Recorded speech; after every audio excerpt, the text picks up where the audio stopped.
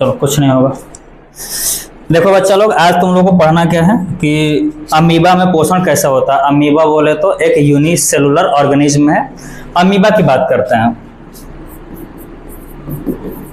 Nutrition in amoeba.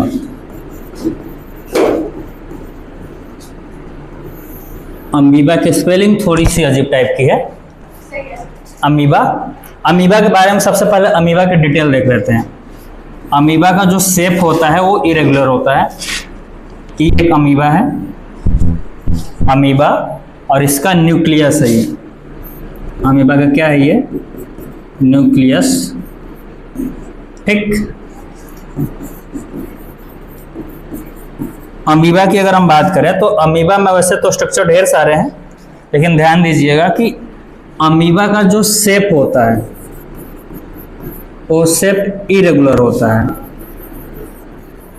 Irregular का मतलब कि अमीबा किसी स्पेशल शेप का नहीं होता, उसमें ढेर सारा इसका जो साइटोप्लाज्म है ऐसे बना रहता है। अगर हम बात करें तो अमीबा है कैसा, तो अमीबा यूनिसेलुलर होता है। यूनिसेलुलर है कि मतलब कि इसका बॉडी सिंगल सेल का बना होता है। सिंगल सेल का बॉडी बना हुआ है और इसका जो शेप है इरेगुलर दिया हुआ है। इसके अलावा इसका जो टाइप है, सेल का जो टाइप है वो यूकैरियोटिक का है। कैसा शेप का है ये, मतलब किस टाइप का सेल है ये? यूकैरियोटिक। तो अगर आपसे कोई जनरल इंफॉर्मेशन पूछे आपसे तो आप क्या बताओगे कि इसका शेप इरेगुलर होता है। ये एक ऐसा सेल है जो यूकैरियोटिक टाइप का है और सेलों का नंबर इसमें कितना होता है? सिंगल होता है। यानी कि अमीबा एक कोशिकीय है और एक कोशिकीय होने के साथ साथ ये अनियमित शेप का होता है, कोई फिक्स इसका बॉडी शेप नहीं है और ये यूकैरियोटिक टाइप का है। इसके हैबिटेट की बात कर लेते हैं। हैबिटेट समझते हो क्या तुम लोग? हैबिटेट का मतलब कि इसका रहन सहन किस जगह पे होता है। तो हैबिटेट इसका है बच्चा, ये फ्रेश वाटर में पाए जाते हैं। हाँ, किस वाटर में पाए जाते हैं? फ्रेश वाटर में पाए जाते हैं। देखो हम लोग बायोलॉजी में वाटर की बात करेंगे। बायोलॉजी में अगर हम वाटर की बात करें तो 3 टाइप के वाटर का यहाँ पे हम लोग कभी ना कभी जिक्र करते हैं। पहला ये है कि फ्रेश वाटर। पहला किस प्रकार का वाटर होगा? फ्रेश। दूसरा मरीन वाटर। दूसरा वाटर कौन सा? तीसरा ब्रैकिश वाटर होता है। Brackish water. ये 3 प्रकार का वाटर आपको यहाँ पे बायोलॉजी में कहीं ना कहीं सुनने को मिल जाएगा। फ्रेश वाटर, मरीन वाटर और ब्रैकिश वाटर। ब्रैकिश वाटर वो होता है जो मरीन फ्रेश वाटर का कंबाइन एरिया होता है, उसे हम लोग बोलते हैं ब्रैकिश वाटर। ठीक है। जैसे कि कोई भी रिवर है जाकर के सी में डिपॉजिट हो रही है कहीं पे, ठीक, उसका एंड पॉइंट है, तो दोनों का जो पानी होता है, दोनों का जो वाटर होता है एक जगह मिक्स हो जाता है। तो ऐसे वाटर को हम लोग क्या नाम देते हैं? ब्रैकिश वाटर नाम देते हैं। ठीक है। और फ्रेश वाटर किसे कहा जाता है? जो अपने पॉन्ड का, रिवर का वाटर है उसे फ्रेश वाटर कहते हैं। और मरीन वाटर जो होता है ना, उसमें साल्टनेस ज़्यादा होती है एक्चुअली। तो ये जो हमारा अमीबा नाम का जो ऑर्गेनिज्म है सिंगल सेलुलर, इसका हैबिटेट कहाँ पे है? फ्रेश वाटर में है और उसके भी ये बॉटम में पाया जाता है। कहाँ पाया जाता है बच्चा? बॉटम में, यानी कि सबसे नीचे। ठीक है। अब ये अमीबा का फूड क्या होगा? तो जब ये सिंगल सेलुलर है तो जो इसका फूड होता है वो भी सिंगल सेलुलर का ही होगा, यानी कि वो भी माइक्रो होगा।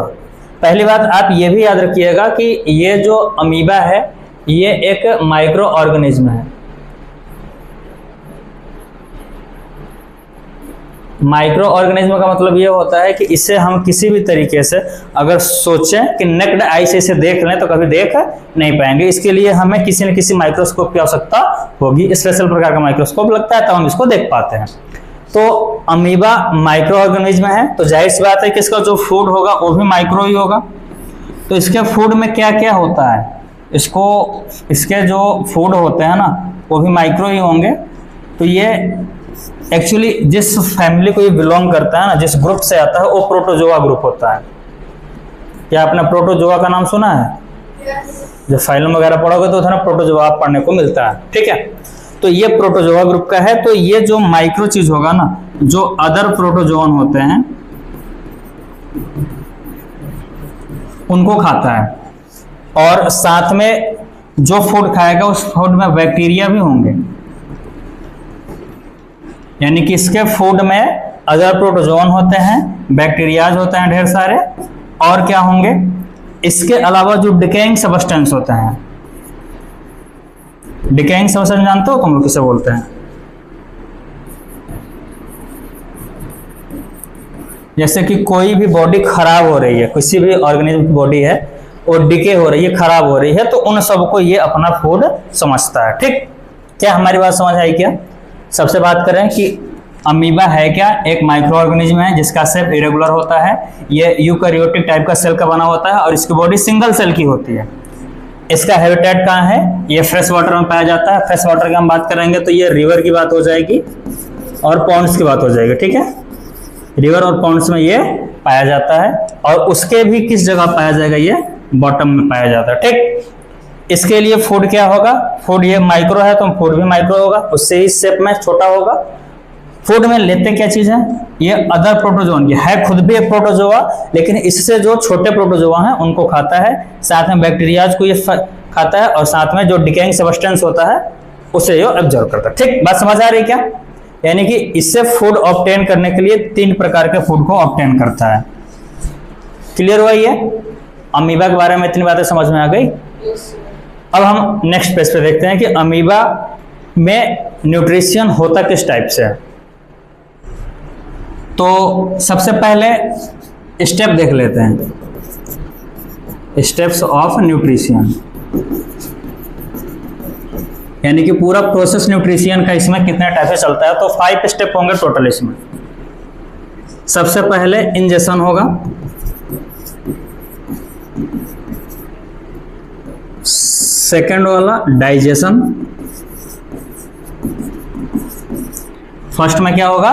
इंजेक्शन, सेकंड डाइजेशन, थर्ड वाला एब्जॉर्प्शन होगा,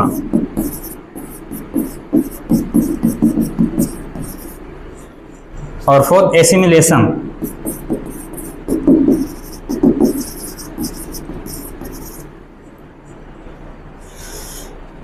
और फिफ्थ होगा इजेशन। इजेशन का मतलब कि बॉडी से उसको बाहर निकालना। कितने स्टेप होंगे यहाँ पे? 5 स्टेप्स होंगे। मेनली 2 ही हैं, कौन कौन से? इजेशन और डाइजेशन। अब देखो, हमने एक यहाँ पर अमीबा ड्रॉ किया, ये एक अमीबा है। अमीबा यूकैरियोटिक है, आपको मैं पहले बता दिया। तो यहाँ पे न्यूक्लियस भी इसका प्रेजेंट होगा, यहाँ पर क्या प्रेजेंट होगा? इसका न्यूक्लियस प्रेजेंट होगा, ठीक। जिस चीज को ये खाना चाहेगा, मान लेते हैं कि यहाँ पर इसका फूड प्रेजेंट है, इसको उसे खाना है, यूज करना है, तो इसके पास फाल्स फीट पाए जाते हैं। ये जो इसको प्रोजेक्शन दिख रहा है ना, अब इसे जब ये जाएगा टेकिंग करने के लिए, इसको जब अंदर लेने के लिए जाएगा, तो इसके जो फीट्स होते हैं वो आगे की ओर मूव करेंगे। ये फीट है नहीं, बन जाते हैं। जो इसका अंदर का साइटोप्लाज्म है, इसके अंदर ढेर सारे क्या भरे होते हैं? साइटोप्लाज्म। ये जो साइटोप्लाज्म होते हैं ना, इधर से मूव करना स्टार्ट कर देते हैं। तो जब ये साइटोप्लाज्म मूव करते हैं तो इसका जो शेप होता है वो इस प्रकार से बन जाता है, ठीक। यानी कि जो फूड होगा वो फूड इस टाइप से इसके अंदर आ जाएगा, क्योंकि इसके अंदर का जो भी साइटोप्लाज्म था, उस साइटोप्लाज्म को इधर से इसने प्रेस किया अपने आप को।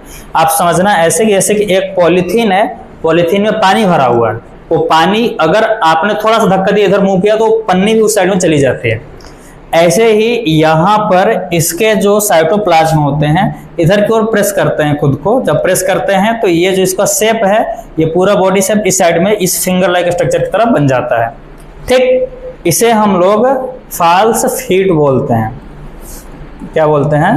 False feet. और इस फाल्स फीट का एक स्पेशल नाम है, और वो स्पेशल नाम क्या है? इसे सूडोपोडिया बोलते हैं। सूडोपोडिया, पी से स्टार्ट होता है।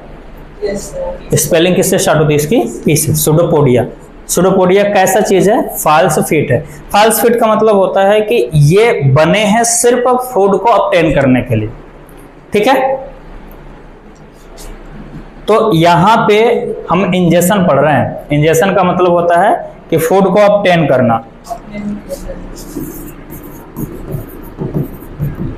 ऑब्टेनिंग फूड प्रोसेस,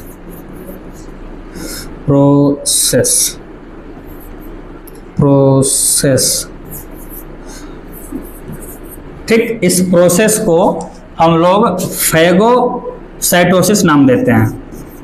क्या नाम देते हैं? फैगोसाइटोसिस।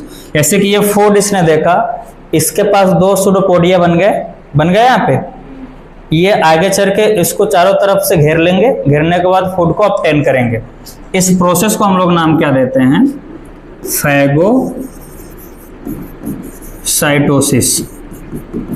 क्या नाम देते हैं? फैगोसाइटोसिस। यानी कि अमीबा के द्वारा, अमीबा के थ्रू जो इन्होंने फूड को उधर से ऑब्टेन किया हुआ है इसको, तो इस प्रोसेस को नाम क्या देंगे? है तो इंजेक्शन ये, लेकिन एक स्पेशल नाम दिया जाता है। कौन सा बच्चा लोग?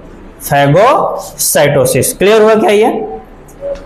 अब फूड धीरे धीरे अब आगे जाएगा। यहाँ पे अगला प्रोजेक्शन क्या होगा कि अमीबा ऐसे रहेगा, ठीक, और ये दोनों मर्ज कर जाएंगे और फूड कहाँ चला जाएगा? अंदर की ओर।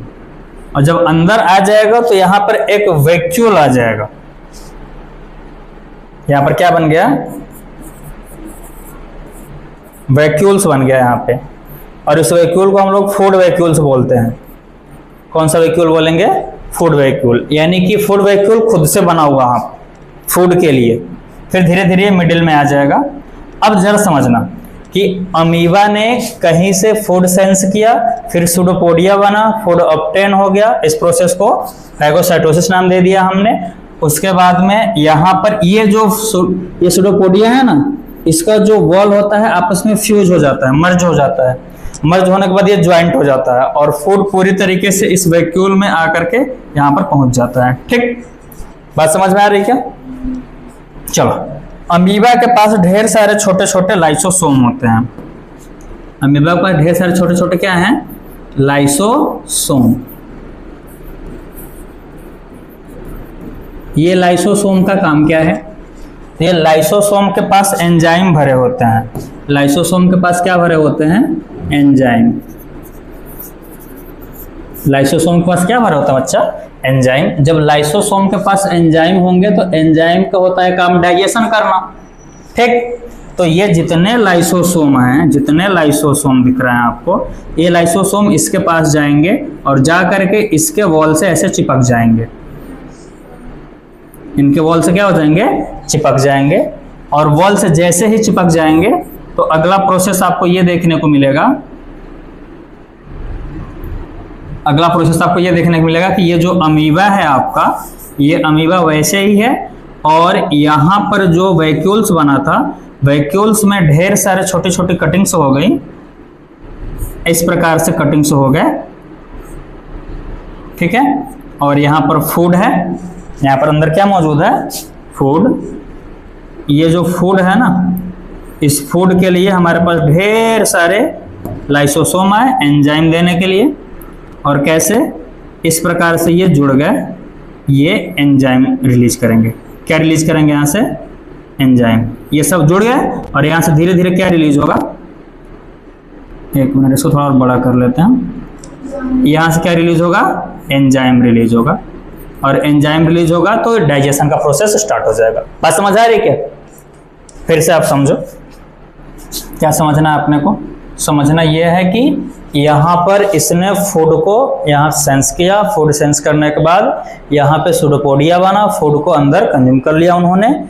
फिर उसके बाद सुडोपोडिया की जो वॉल थी आपस में मर्ज कर गई। उसके बाद में यहाँ पे फूड वैक्यूल्स बना। फूड वैक्यूल के बाद में यहाँ पर ढेर सारे क्या इकट्ठा हो गए? लाइसोसोम। लाइसोसोम। और लाइसोसोम जब इकट्ठा हो गया तो लाइसोसोम इसके अंदर क्या रिलीज करेंगे? एंजाइम रिलीज करेंगे। अब ये डाइजेशन हो जाएगा। यहाँ से क्या हो जाएगा? डाइजेशन हो जाएगा। डाइजेशन होने का मतलब कि एंजाइम उसको डाइजेस्ट करेगा और वहां से न्यूट्रिएंट्स बनाएगा। इस फूड से क्या बनाएगा, वो न्यूट्रिएंट्स बनाएगा। न्यूट्रिएंट्स बनाने के बाद में क्या होगा कि ये जो अमीबा के साइटोप्लाज्म की बात है, तो वैक्यूल के अंदर ये डाइजेस्ट हो गया, न्यूट्रिएंट्स बन गए हैं। तो हर एक पार्ट में, बॉडी के हर एक पार्ट में यहां से डिफ्यूजन के थ्रू, यहां से कौन सा प्रोसेस होगा, डिफ्यूजन।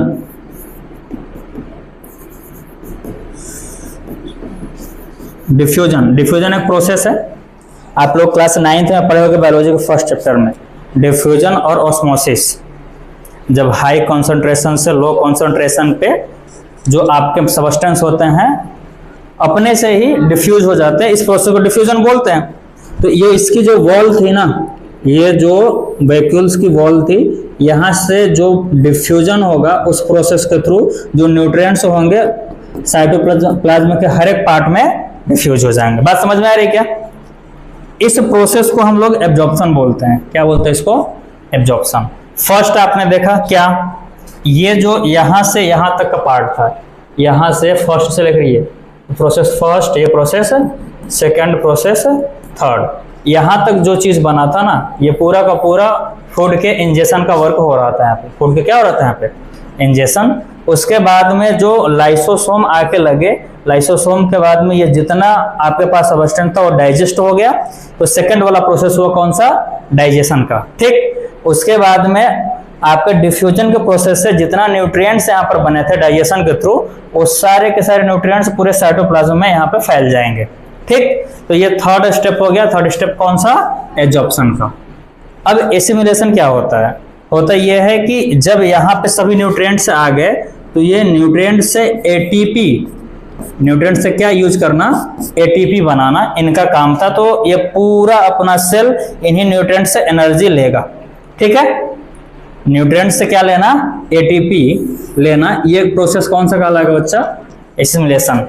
ठीक है। इसके बाद में ये करता क्या है कि ये जो अपना वेस्ट मटेरियल है उसको उसी प्रोसेस के थ्रू कहाँ से बाहर निकाल देगा? अपने बॉडी से बाहर निकाल देगा। ये प्रोसेस क्या कहलाएगा आपका? ये प्रोसेस क्या कहलाएगा हमारा? इजेशन कहलाएगा। ठीक है। लास्ट प्रोसेस क्या? अमीबा का न्यूट्रिशन समझ में आ गया आपको? न्यूट्रिशन अमीबा में कितने टाइप से होगा? सिंगल टाइप है। स्टेप 5 है। कितने स्टेप है? 5। फर्स्ट इंजेक्शन, फूड का सेंस करके सूडोपोडिया बना करके फूड को कैप्चर करना। ठीक। सूडोपोडिया की वॉल मर्ज कर जाएगी, फूड अंदर आ जाएगा, फूड के चारों तरफ वैक्यूल क्रिएट हो जाएगा जिसे हम फूड वैक्यूल्स बोलते हैं। क्लियर हुआ ये? यानी कि आपने देखा कि फूड सेंस करके सूडोपोडिया बना, उसके बाद में फूड वैक्यूल्स बना, फूड अंदर हो गया, फूड ऑब्टेन हो गया, इंजेक्शन हो गया। उसके बाद लाइसोसोम ढेर सारे आएंगे साइड साइड से, अपने अंदर उन्होंने क्या भर रखा है? एंजाइम्स। एंजाइम अपने वॉल को मर्ज करेंगे वैक्यूल से। मर्ज करने के बाद वहां पर ढेर सारा एंजाइम सीक्रेट करेंगे। एंजाइम सीक्रेट हो जाएगा, जब डिपॉजिट कर देंगे, उसके बाद में पच जाएगा भोजन, डाइजेस्ट हो जाएगा फूड। उसके बाद में ढेर सारे न्यूट्रिएंट्स बन जाएंगे। न्यूट्रिएंट्स बनेंगे तो इसकी वॉल से डिफ्यूज होकर के पूरे साइटोप्लाज्म में चले जाएंगे और जितने जगह पर जाएंगे वहां पर ढेर सारे एनर्जी ली जाएगी। इनसे क्या ली जाने वाली? अगले एक स्टेप और बना लेते हैं। इसमें एनर्जी ली जाएगी। फूड थोड़ा सा बचा हुआ है, चारों तरफ न्यूट्रिएंट्स आ गए और चारों तरफ न्यूट्रिएंट्स आ गए तो क्या दे रहे हैं? वो एटीपी दे रहे हैं। किसको? पूरे साइटोप्लाज्म में जिसको जिसको जरूरत है, जहां पे जरूरत है पूरे बॉडी को। भाई अलग अलग बॉडी में अलग अलग फंक्शन है। यूनिसेलुलर क्या हुआ तो क्या हुआ? पूरा फंक्शन तो उसमें हो ही रहा है, तो वो पूरा एनर्जी ले लेता है। उसके बाद में जो उसके शरीर के अंदर ये अनडाइजेस्ट फूड है, यहां पर ये जो फूड दिख रहा है ना, ये अनडाइजेस्ट है।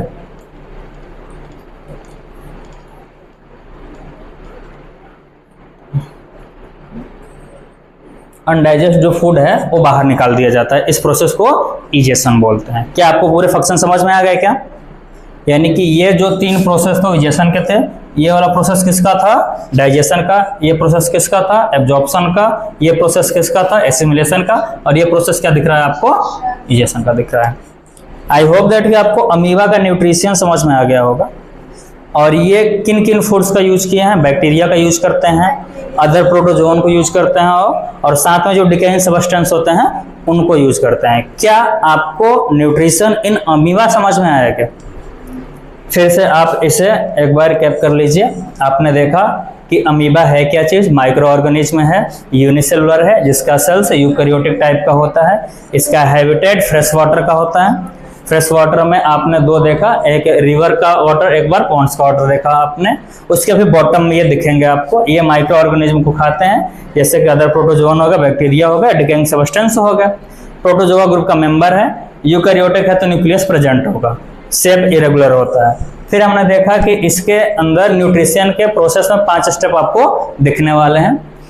फर्स्ट स्टेप में इंजेक्शन देखा हमने कि इसकी बॉडी फूड को सेंस करके सूडोपोडिया बनाती है, उसके बाद उसको अंदर वैक्यूल के अंदर प्रेजेंट कर लेती है अपने अंदर। फिर इसके जो सूडोपोडिया होते हैं आपस में मर्ज करके इसको लॉक कर देते हैं। फिर उसके बाद लाइसोसोम इकट्ठा होकर के आते हैं और इसके अंदर एंजाइम रिलीज करते हैं। एंजाइम से वो डाइजेस्ट होता है। डाइजेस्ट होने के बाद में जितने न्यूट्रिएंट्स मिलेंगे उसे, वो सब डिफ्यूज हो जाएंगे पूरे साइटोप्लाज्म में। डिफ्यूज होने के बाद में वही चीज एटीपी प्रदान करेगा, एनर्जी प्रदान करेगा। उसके बाद में वो जो अनडाइजेस्ट फूड हो जाएगा, पूरा का पूरा डाइजेस्ट नहीं होता, तो डाइजेस्ट नहीं होगा तो ये बाहर जाएगा। बाहर जाएगा तो इस प्रोसेस को क्या बोलेंगे हम लोग, इजेशन बोलेंगे। क्लियर हुआ क्या ये? अच्छा, ये एक प्रकार का फूड अंदर जब कंज्यूम हुआ तो ये होलोजोइक न्यूट्रिशन हुआ। कौन सा न्यूट्रिशन हो गया? Holozoic nutrition.